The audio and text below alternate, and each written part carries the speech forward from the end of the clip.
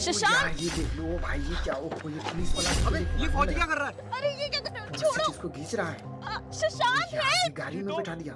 अबे इसने तो विधि का किडनैप कर लिया। तू बाइक निकाल। मैंने कहा उतारो! मैंने कहा चुप रहिए प्लीज। ओ यार ऐसा बात है, वो भाई पीछे बाइक से कर रहा है। हेलो, बाइक से हाँ पीछा कर मैं बोल रहा वो हूँ। यार, ये साले यहीं पे आ गए।